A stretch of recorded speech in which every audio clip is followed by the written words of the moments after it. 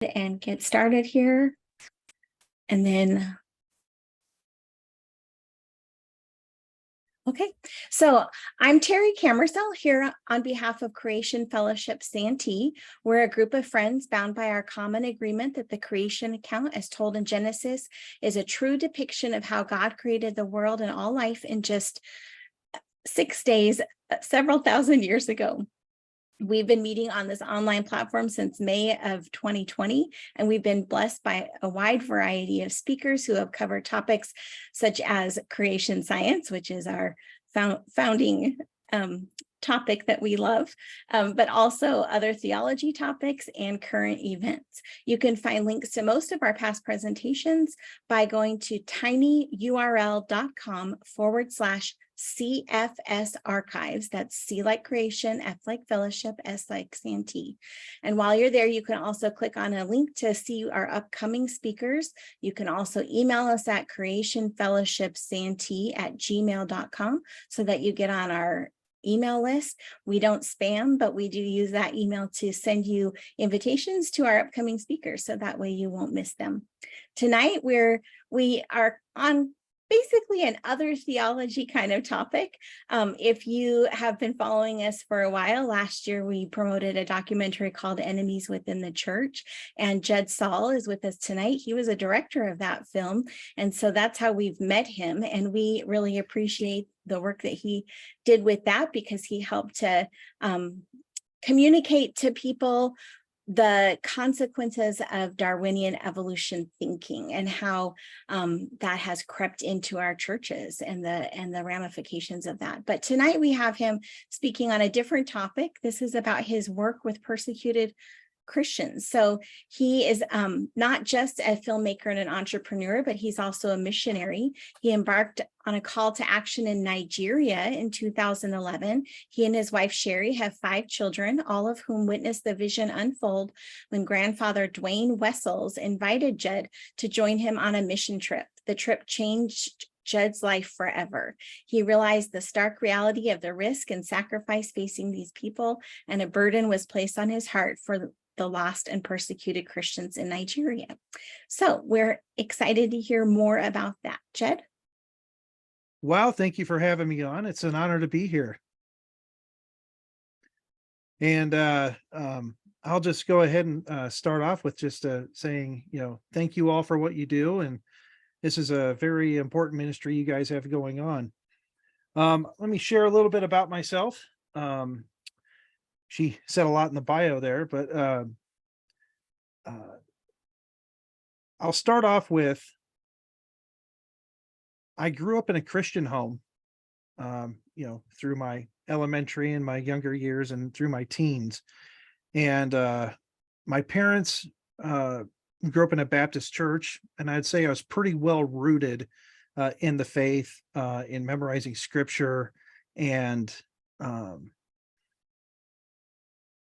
just kind of had a really good foundation.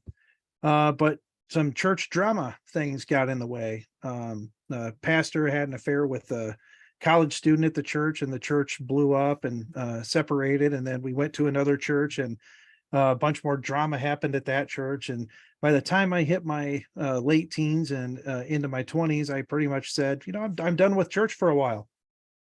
And I went to film school, and for most of my 20s, I'm age 44, I'm 44 years old.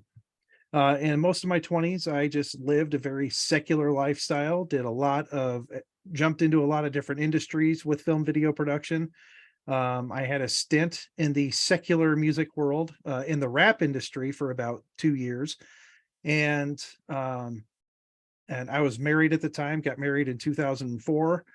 And I was not living my life for the Lord. And the Lord kind of spoke to me and slapped me upside the head. And he said, Judd, I did not put you on this earth to promote sinful activities, sinful lifestyles. I put you on this earth to glorify me. I put you on this earth to serve me and to do my mission. And so I had a path to choose. It was either go the sinful route, or it was either go to where God called me. And the choice was very clear. And I got on my knees. I repented. I came back to God, got back in the Word. And miraculously, when you get back into the Word, you repent, you start waking up and behaving yourself and obeying God's Word. All of a sudden, your marriage and life, everything around you gets a lot better. And the Lord was just really woke me up to what was going on around me. And when I got out of that sinful lifestyle and that living the worldly mindset, I became aware of what was going on around me politically, and I also became aware of what was going on around me spiritually. And it was just a couple years later where I was building my faith and kind of getting my life back on track. A missionary came to town. My grandfather, who's an evangelist, was on the board of this particular mission, who was had a mission in Nigeria. And the old school missionary, I don't know if some of you are familiar with this kind of thing, but this guy came in with a slide projector. I'm not talking about a laptop projector and a PowerPoint. I'm talking about the slide projector with photos inside this cartridge, and you click it and then the pictures show up. And I was just like, okay, he's telling a great story about what's going on in Nigeria, but this is not doing it justice. And so I spoke with my grandfather, and the Lord just kind of said, Judd, you need to go help these guys out. Go help this mission out. Go help. And so I spoke with my grandfather and said, I need to go help this missionary out. I need to go help you guys out. And so I end up going to Nigeria. And my grandfather, knowing how I lived my life in my 20s, was very skeptical of how I would handle Nigeria and handle the stress and the situations of what's going on in Nigeria. And he was pleasantly surprised after the end of the trip. But I put together a mini documentary for that mission, and they doubled their fundraising. Their donors and donations doubled for that mission. And when I was in Nigeria, I just fell in love with the people. I fell in love with the country. And I just felt the Lord call me coming to go back to Nigeria, continue helping where I could. But as the years went on, we saw a massive amount of persecution increase. We saw the brutality of the attacks increase. And I looked around and I noticed that there were not very many people and or missions responding to this crisis. They weren't really helping persecuted Christians.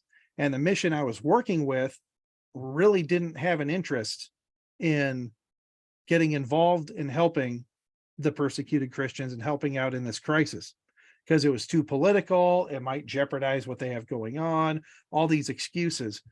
And I just couldn't sit back and watch what was happening.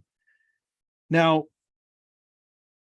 I'll try to paint a clear picture of what Christian persecution in Nigeria looks like and what it is.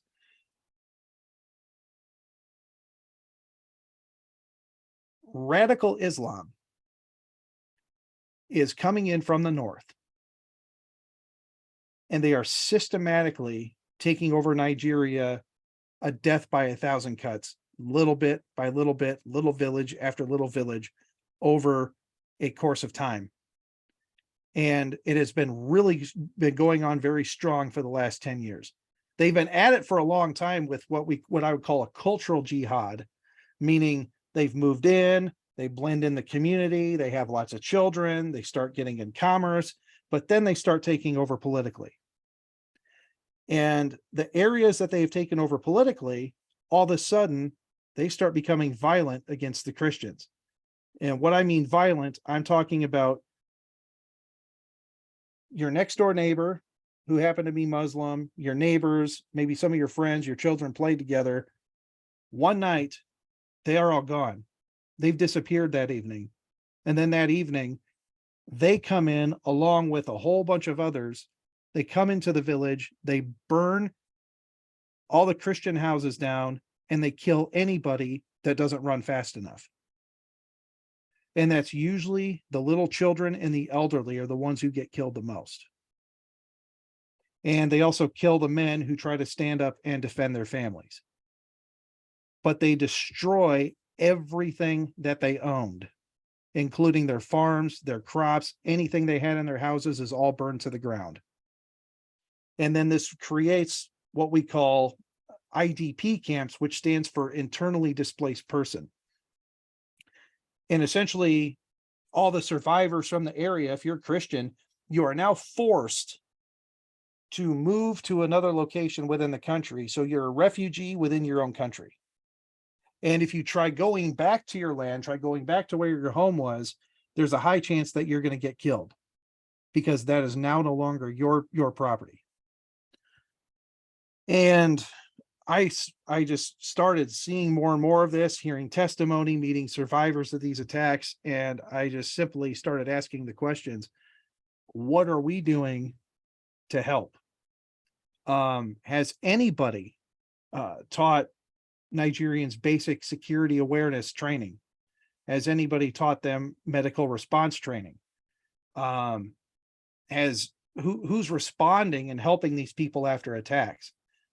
And I started asking my my fellow brothers in Nigeria. I said, "Who's teaching you these things? Has anybody done any of this?" And they said, "No, no one is helping us. No one is doing this." And I said, "Well, what if we had an organization that did these things? What would you say to this?" And they said, "We need it now. We need it yesterday. When can we start?"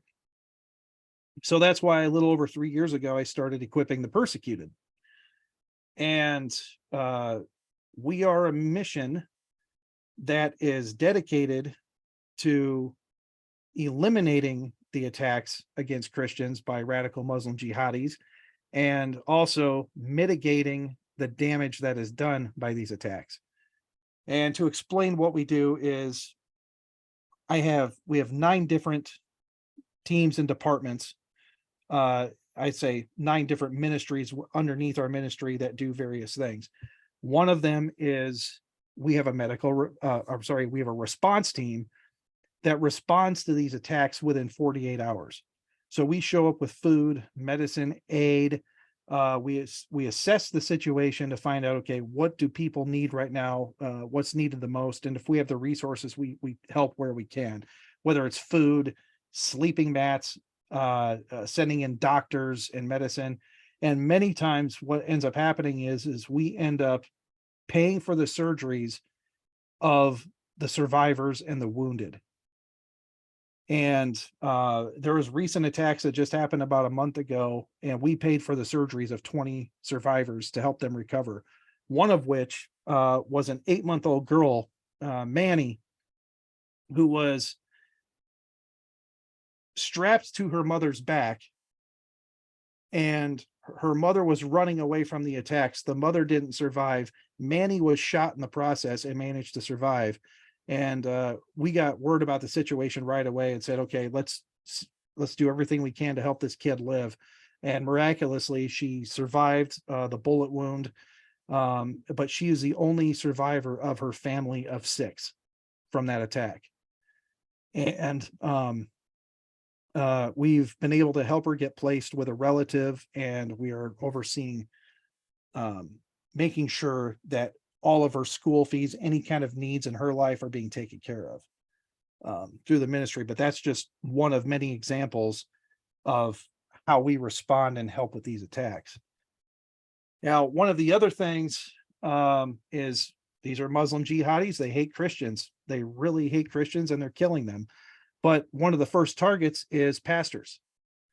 If you're a pastor in an area that's going to be under attack, you're the first one to get killed, and they're going to make sure your church is destroyed. We currently support monthly over 200 widows whose husbands were pastors that were killed. And we added 50 to that list just in the last 3.5 months because of the attacks that just happened. Over 1,000 have been killed in the last 3 months in Nigeria. Can I jump in and ask a question? Sure. I didn't mean, I know, but you didn't seem to mind if I did. No, go ahead. Go ahead. Okay. These attacks, is there like no village board or anything that, you know how we have the National Guard, or we have, the Civil Air Patrol? They have Mhm. nothing like that. They have nobody that can The- fight these people. The government is turning a blind eye and rarely engages in fighting off the enemy. And what is left is men that have homemade shotguns that try to stand guard. But you're talking about guys with homemade shotguns facing a group of terrorists with AK-47s. And the police and military essentially are doing nothing to stop these attacks.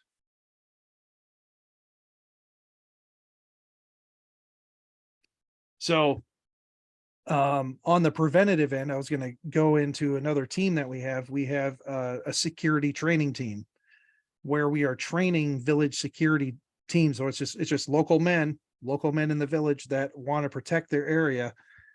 We train them on defense tactics. We train them on how to come up with an evacuation plan, how to save as many lives as possible. And we also help them with teaching them intelligence gathering, how to know if an attack's coming soon, try to build and tap into intelligence networks to get warning in advance of attacks. And we supply them with radios, bulletproof vests. We can't get in the weapons part of it. If we do, I get arrested and they shut down our entire mission in Nigeria. But we are doing everything we can legally to help them out. And then that leads us to another ministry, which we have just recently created. And I'll do a share screen of this. So most people don't know what's going on in Nigeria, and the Nigerian media and press is not documenting 90% of these attacks that occur. And if they do document the attacks, they water down how many are dead. They don't really tell the truth about what is happening.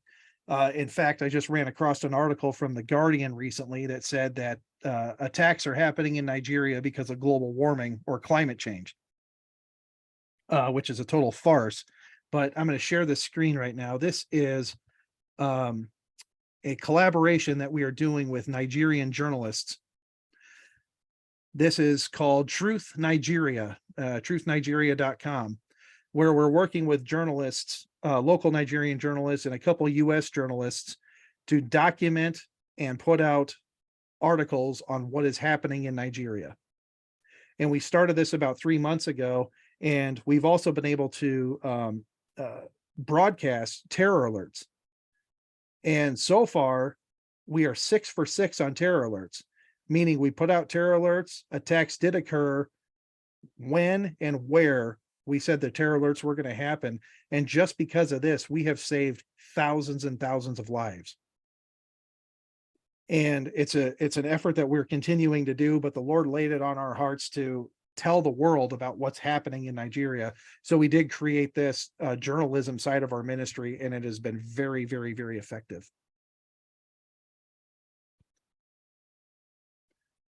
So that's one of the things, other ministries we've done.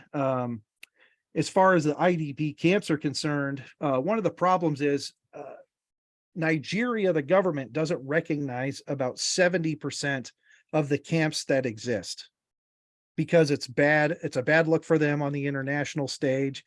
But when a government doesn't recognize an IDP camp, that means the Red Cross, none of the international organizations will help unless it's a government recognized entity or a government recognized camp. What is IDP camp? Internally displaced person. Okay. it's a refugee camp within their own country. So it's just a plot of land. The government said, okay, you've been killed, your village has been taken over, you have nothing left. Here's a plot of land. Here you go. Have fun. Restart your lives, try to figure out what you're going to do. And these people are literally left with nothing. They don't have any money. They only have the clothes they had on their backs, and that's all they own. And that's the situation they're put into. Sometimes it's a old school building, and I mean, not like the US kind of school building. I'm talking about, yeah, it has a roof, it has a wall, and it has a dirt floor. And a place that might be comfortable to sleep 6 people, there's 30 people sleeping in a room. And the sanitation is just awful. So we have a team that goes into these camps regularly, bringing in doctors and medicine to help treat diseases. There's typhoid outbreaks, there's tuberculosis, just a lot of sanitation issues. And then if we find out that they're going to be staying in this area for a period of time, that we go in, we drill a well in those areas. So at least they have clean water, and it helps with the sanitation. Another one of our ministries is there have been camps that have essentially kind of created, again, like little towns, and they've been there for a while. One of these places, we've built a school for these children, for the children, because they had no education. They had no teaching. They've had nothing. They had no education for 2 years until we showed up. But we built a school outside the IDP camp that now serves 300 kids, and our mission pays for everything. We pay for the books, the clothing, the materials, everything for these 300 kids. And then last year, last October, we opened up an orphanage. The Lord laid it on our heart to build an orphanage for kids whose parents have been killed by terrorism. And we currently have 23 kids in our orphanage. And there's more coming in because of the recent attacks. And we bring in kids a few at a time over a period of time, so we don't overwhelm the kids that are already there. So we're taking care of widows and orphans. We are doing everything we can to help the persecuted Christians on the ground. And it's been a blessing to be able to help, because the thing that keeps me coming back to all this is that every time we go into a place, we help people out, they always say the same thing to us. They say, we thought the world forgot about us. We didn't think anybody cared. You have brought us hope. And then that gives me the opportunity to tell them, this isn't me. This is Jesus Christ. Jesus loves you. Jesus cares about you. And God sent me here for you. And we've seen many people come to know Christ because we are simply practicing what we call Gospel 101, which is you see the needs of the people, you help fulfill those needs, and then you bring the gospel along with those needs, and people are very, very receptive to it.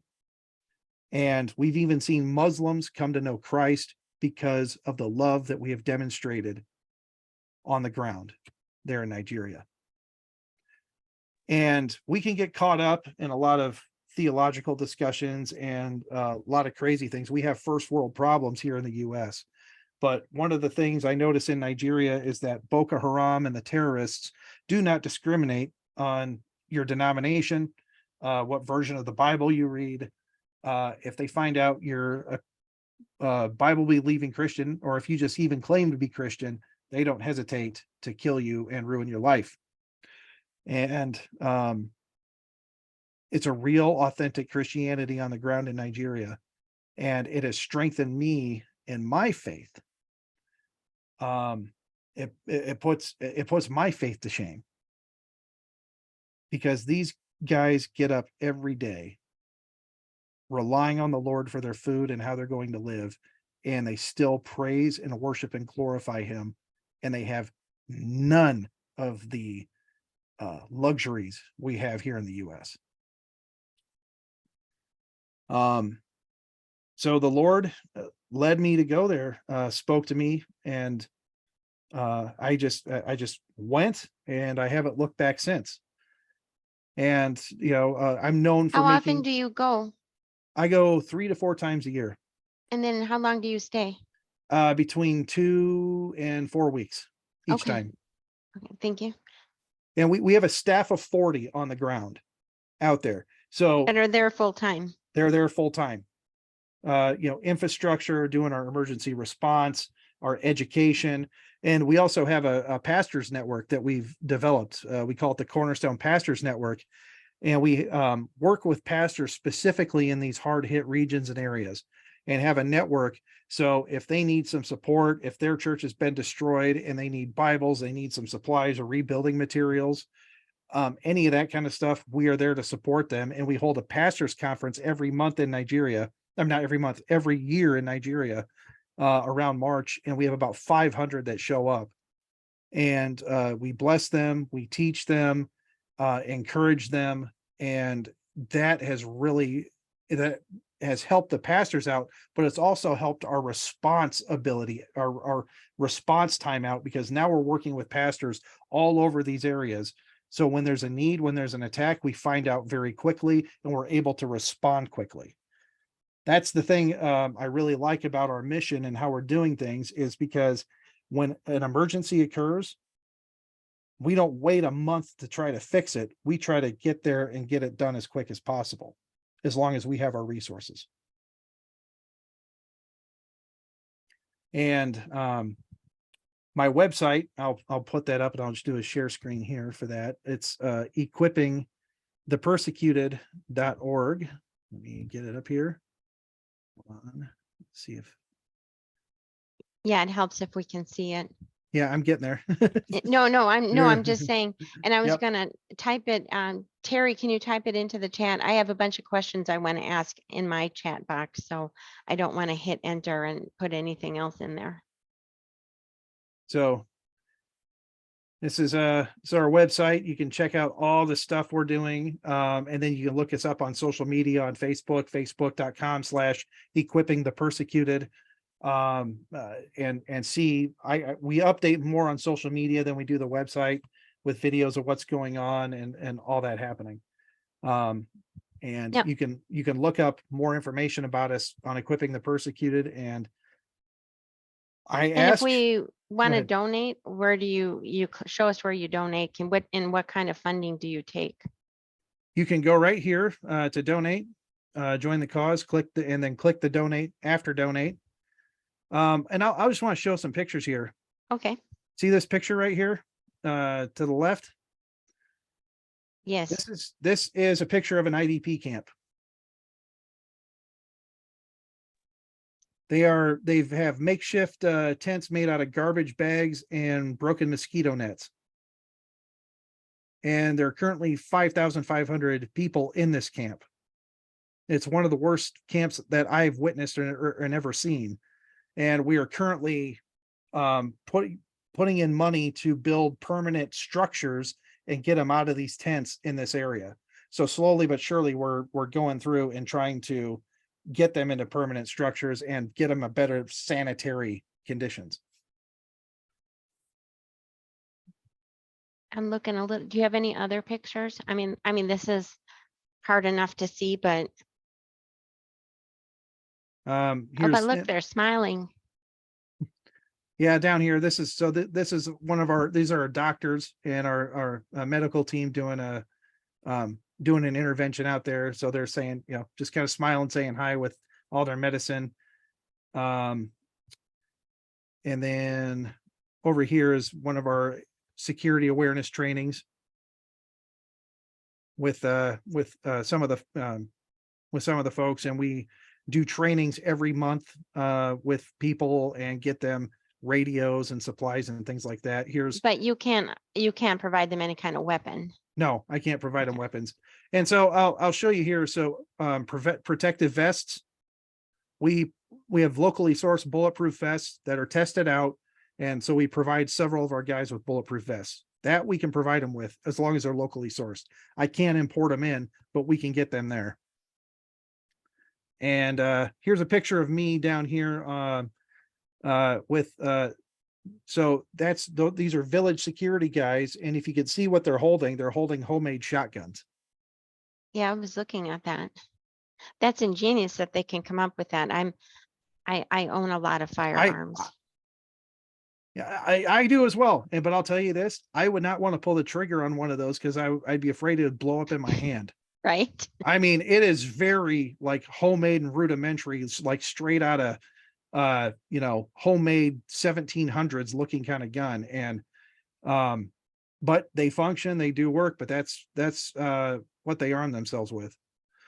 So you can check out more of our stuff. And like I said, go to our Facebook page and see videos and pictures and things like that we post up. But this is our mission and this is what we do.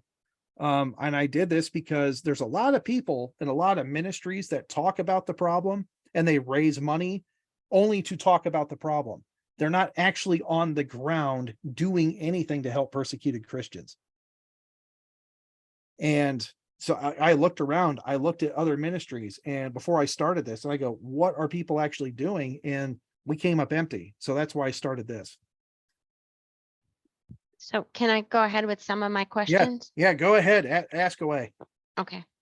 I had some of them, I was formulating some questions, but then you were talking and I was listening and I forgot some of them. But okay, so with what funds did you build the orphanage? I'm glad you asked that question. So we came across the land and the Lord laid it on our heart. He said, I want you to build an orphanage. And I'm like, God, I don't have the money to build an orphanage. I do not have the resources to do this, but we bought the land. We had enough to buy the land and kind of put in a skeleton of a structure, just kind of like drawing it out in the dirt. And it was about a month later. And I've been praying a lot about it. I get a call from a guy who I've never met before that heard about our mission and heard through an email or somebody else that we were looking to build an orphanage. And he goes, I have just sold my business for a lot of money. I'm doing very well, but the Lord told me I need to put aside funds for his kingdom. And I heard about what you're doing, and he asked me what I needed for the orphanage, how much I needed. And I didn't know. I was just like, okay, well, he goes, well, I'm sending you a check in the mail. And I said, for the whole thing? He goes, yeah, it's in the mail. I'm like, you got to be kidding me. He goes, Did nope, it really come? Did the it really check? came. Yep. The check came in the mail, and that's what funded our entire orphanage building. Well, praise God. That's amazing. It was a pure God thing. I have done missions in Mexico, and I don't mean along the coast like Rosarito. I'm talking way down at the border of Guatemala where, we stayed in nailed together shacks. And people were just happy to have Bibles. And so I think that's wonderful that there are people willing to cover those costs. And he was being obedient, and I was being obedient. I didn't have the funds to build an orphanage, and we barely had the funds to buy the land, but we bought the land. And it came together. It's the Lord working.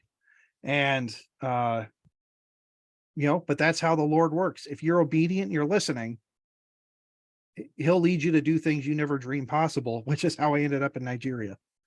Because I never thought 15 years ago I would be in Nigeria. That I would be doing a mission in Nigeria, but here I am.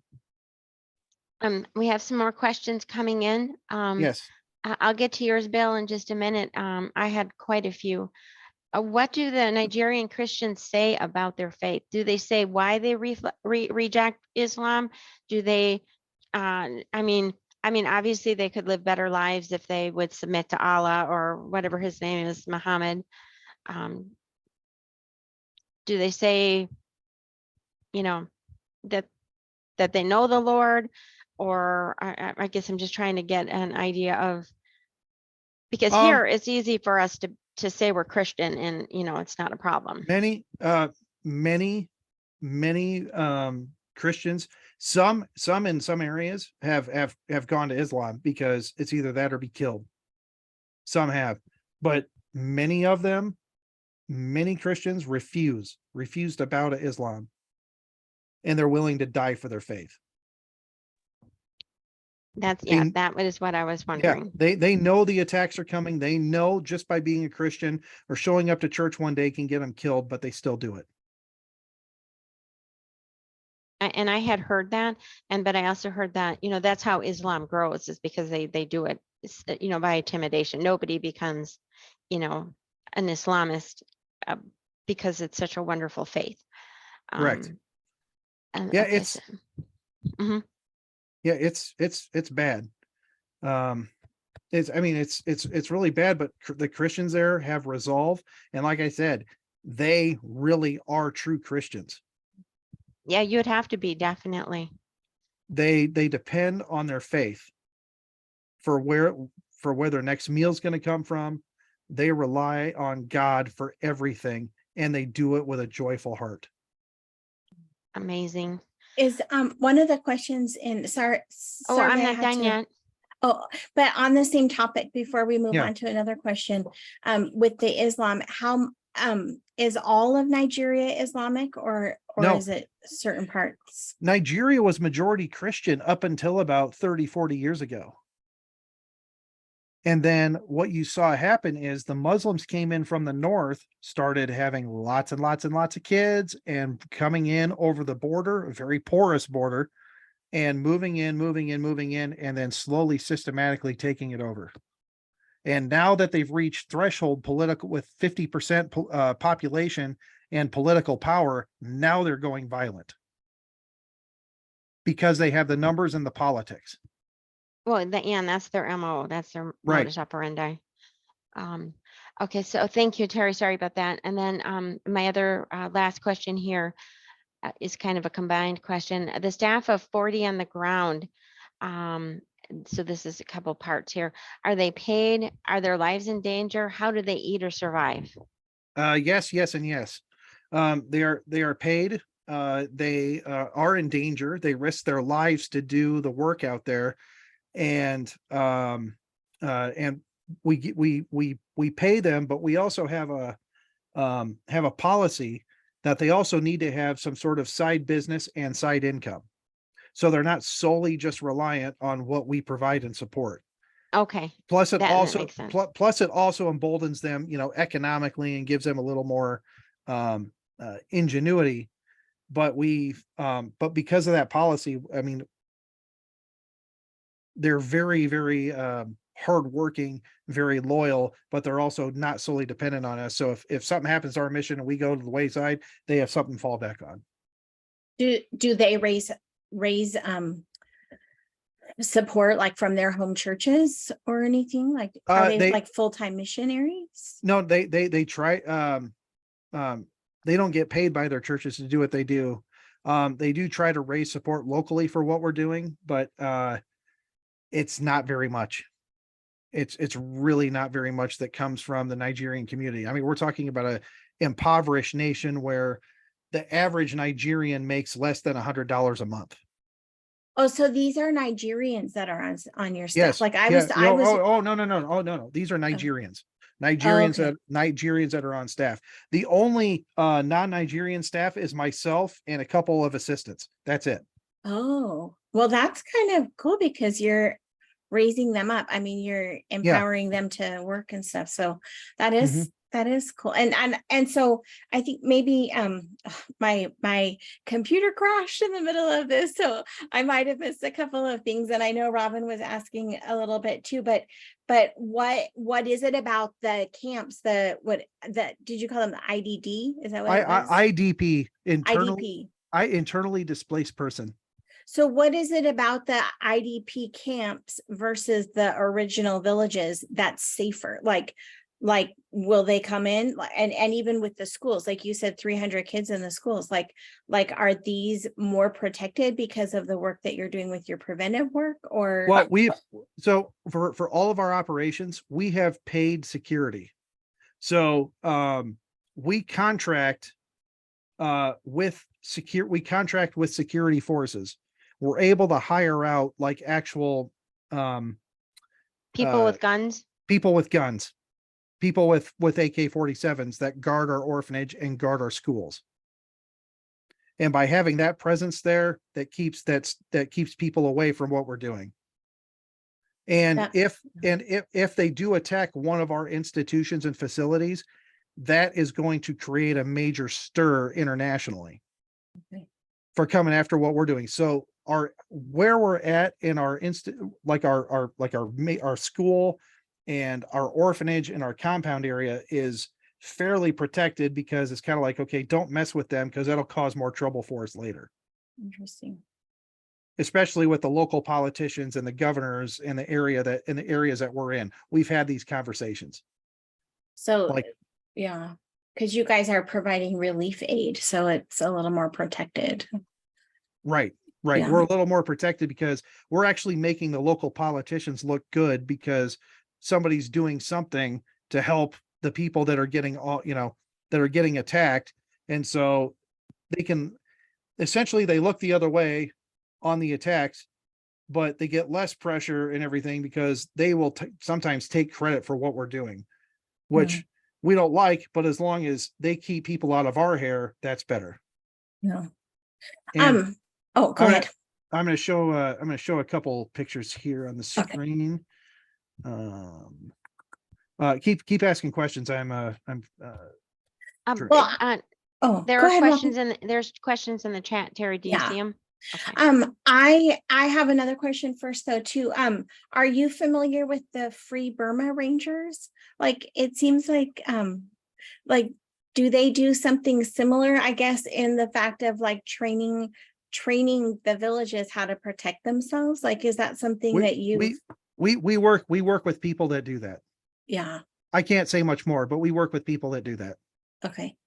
And here's a picture of our facility. That's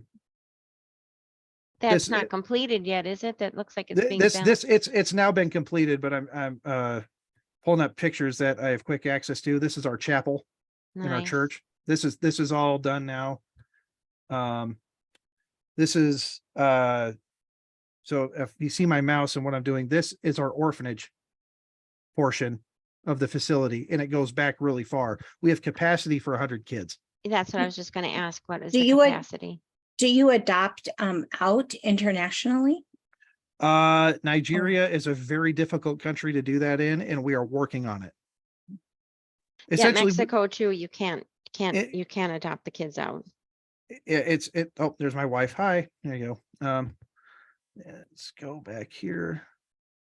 Chapel. And so this is our compound in our major facility here. Here's a picture of me and the kids in our school at the That's IDP neat. at the IDP camp. That's more construction on the third wing. So this is all complete now. So we started off with about 70 kids, and this whole other wing you see here is now completed. We now have 300 kids, and we pay for all their schooling. And do you are you a location that partners with Samaritan's Purse for Shoebox Ministries? Samaritan's Purse does not operate in Nigeria, nor do they have any interest. Oh. I have had conversations with Samaritan's Purse, and they don't want to have anything to do with Nigeria or with our mission. Well, and I was gonna ask too, like, I mean, I was looking at a map. People can look at a map. I mean, obviously we know that Nigeria is in Africa, and it looks like it's kind of like on the Gulf there.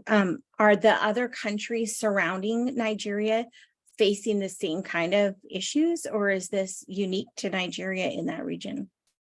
Cameroon used to be a fairly Christian nation. They've been pretty much taken over. No one reported on it. No one talked about it. Nigeria is not Nigeria, or I'll put it this way: 90% of all Christian persecution deaths happened in Nigeria last year. 90% of go ahead. Do they just have a really corrupt government there? Oh, every African government's corrupt. That was kind of a. But what you're seeing now is the shift in real time, as you know, as I speak, is the shift of Christian to Muslim nation right before our eyes. And so the government has now majority Muslim control and power. Okay, yeah, so it's going to become, what do they call that? Like an Islamistan or something? Right. Well, if something isn't done, it will eventually become an Islamic State, and the Christians that still reside in Nigeria will be forced to pay Muslims a fine just to exist, and they essentially become slaves in their own country. Just like the Christians in Pakistan, the Christians in Iraq, the Christians in Syria, they become slaves and second, third class citizens to the Muslims that are now in control.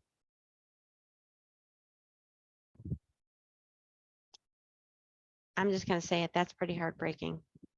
Now Yeah, that's the bold truth, but no one will say it. yeah. All right, so Bill here in Zoom has a question. He says, how bad and or critical are the water problems? Are the wells dug by hand or are there drilling rigs? And how deep is the water? And how do they get the water to the surface? Is there even electricity? Electricity is awful. Depending on the situation, many times it's hand pump wells. I don't like to hire out crews to dig by hand because it's so dangerous. And the safety precautions, I mean, it's not a good situation when the wells are hand dug. So we'll find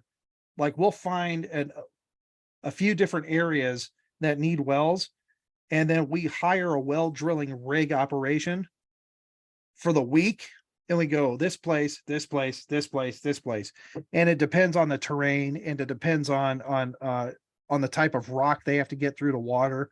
Sometimes it's 50 feet, sometimes it's 150 feet. It just depends on the geographical location and where the well's dug and the amount of rock they have to get through to get to the water. What kind of drilling rigs are they? This is Bill. Is it a Yes, sir. tool or rotary rigs? Do they rotate around and around, or do they go up and down, the drilling rigs? Do you know? I'm not an expert on the drilling rig. I hire it out and water comes up out of the ground after they're done drilling. I wish I was more technical on it, but I can try to find you pictures of what it is. It's a big truck with a big drill, that then comes out off the top of the truck and then goes down. It's And probably an auger, Bill. It's probably, Yeah, it's probably an like auger. It goes it's an down. auger. It's an auger. It spins and goes down, and then they put piping down Okay, as it goes through. Does that water come up to the houses or do they have to come to like a community well? They have to come to a community well, and then in certain cases, we've installed solar pumps, like solar powered water pumps that then pump the Oh. water up, and then like I said, if it's a more of a permanent location where these people are, they're going to be making a new town or a new village out of that area, we'll install essentially like little mini water towers, which are giant buckets that go up, on a scaffolding, and we pump the water up into those, and then the water can get distributed throughout the area that way. But most of the time, because of the situation where it's hand pump and they come to the well to get the water. But before us drilling the well, they would have to go to a dirty water source a mile and a half away and bring it up in buckets. And that would be, and it's where they wash their clothes, it's where they bathe in, and then that's also their drinking water. Yeah. So, and a lot of disease, as you can imagine, comes from those awful water sources.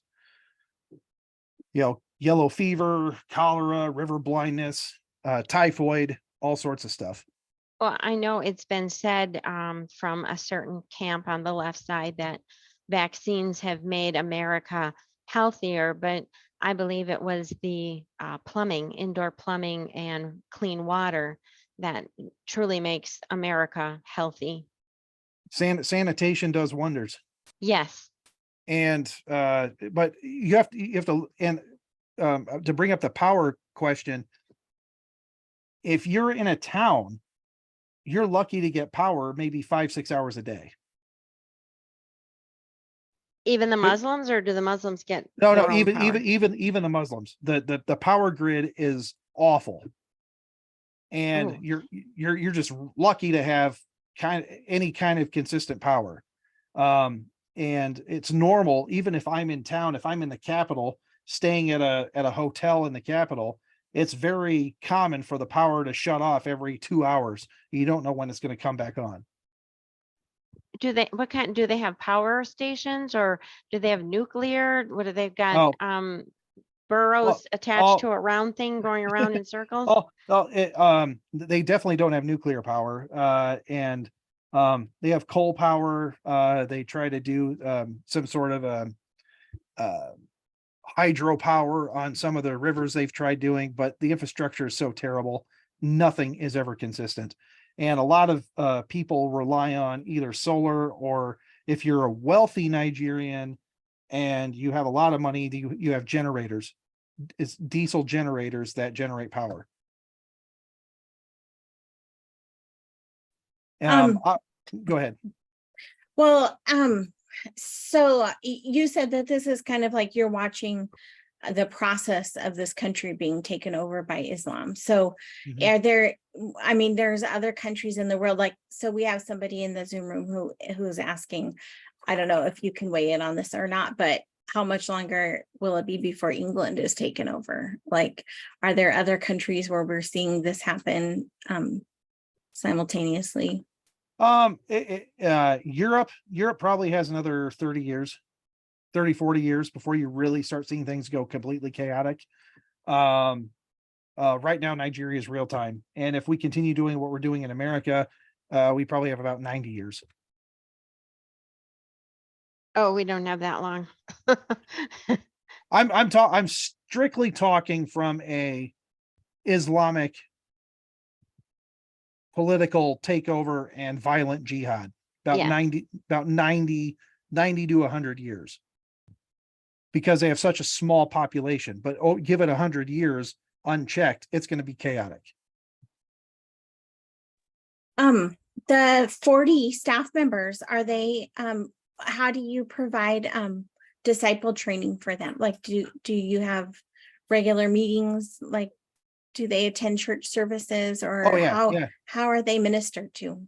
The Cornerstone Pastors Network has a meeting once a month where, like, whoever can make it can gather, and our staff goes those meetings. All of them go to church, and all of them are being discipled to grow in their faith and grow in leadership, and grow it, like, kind of a holistic approach to life, and also spiritually. Our coordinator and the leadership of our team is amazing at doing that. And like I said, the Lord provided us with the right team and the right people that I'm extremely grateful for. We couldn't do it without them, but that is a very big key to their growth, is getting spiritual discipleship, going to church, and being ministered to. So that's a big focus as far as our core team goes. Do you I mean, I know that this might be kind of a rhetorical question, but please feel free to answer it. Bill's asking, how can people be so evil that they are killing children and elderly without any care? If you have a religion that says you're getting rewarded for doing this, and you believe you're doing God's work for doing this, Or it's your only way to heaven. and it's your only way to heaven, and you're doing this for the Lord, they don't care.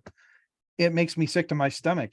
I have been and seen the aftermath of these attacks.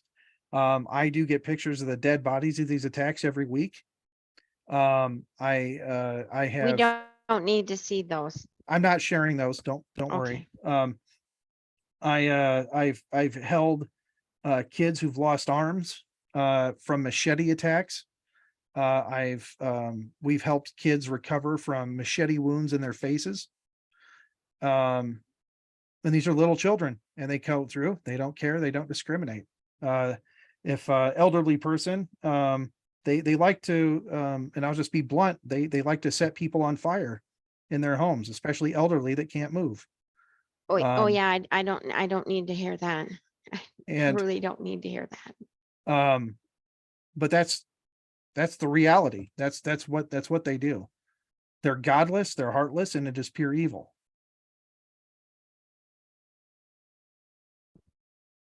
Joyce has a question, Terry. I think we're going to save that question for off camera. Well, let's go ahead. Our questions seem to be at a lull, but I think that we've gotten a pretty good big picture and some details about wait, there is one more question. Let's see. Somebody is just recommending, I don't know if you're familiar with Jay Smith. They're recommending that people, if they want to learn more about the teachings of Islam, they could follow Jay Smith's videos. So just Jay Smith partners quite often with Jack Hibbs. Yeah. Jay Smith's good. I'd also recommend Bill Federer, who has a great primer on Islam. Yeah, he just was a speaker at the Rockwall when he comes prophecy conference this past weekend. Good. Yeah, it's people need to be educated on what Islam does and how they operate. Yeah. It's not a religion of peace, it's a religion of pieces. Yeah. The folks in Nigeria, do they speak, I know this is a dumb question, do they speak English, or how do you communicate with them? They speak English. English is the official language of Nigeria. Oh, However, okay. there are like 6 major tribal languages. Dialects, yeah. And then on the 6 tribal languages, there's 1,000 dialects. Oh my. And but most Nigerians will know English, and if we run into people that don't know English, they know a dominant tribal language, and so all my team knows how to communicate in several languages, so we have no trouble communicating anywhere we go. Thank you. Although it does make it difficult when you have an interpreter for an interpreter. But we managed to get through it. Like a game of telephone. All right. Well, can you go ahead one more time before we sign off the recording and the live stream? Tell everybody one more time how they can find you, how they can support your ministry, and give them that information. You can go to equippingthepersecuted.org. That's equippingthepersecuted.org. And we ask that you, 1, pray for our ministry, pray for the safety of our team. 2, we ask that you donate to our ministry. I'd like to encourage you to donate monthly. We need all the help we can get. We are privately funded. We have no government funding, no other major organizational funding, because we unapologetically proselytize. We preach the gospel. That's a core tenet of our mission. Therefore, none of the UN organizations, US organizations want to touch us, because we share the gospel. And so we're privately funded. So we ask for all the help we can get. And then 3rd, you can get involved politically by telling your congressman and your senator to intervene in Nigeria, tell the US government to lay pressure on Nigeria to protect its own citizens. Okay. Well, we are Creation Fellowship Santee. We love to study. We love to learn about science. We love to learn about the Bible, but this has been a really good eye-opening presentation to learn about how we can put some of our beliefs into action. So we thank you, Judd, for your ministry and the fact that you're doing that and setting a good example of that. And then also, people can find us and our past presentations by going to tinyurl.com/CFS archives. And you can also email us for more information at creationfellowshipsantee@gmail.com. So with that, we're going to go ahead and sign off.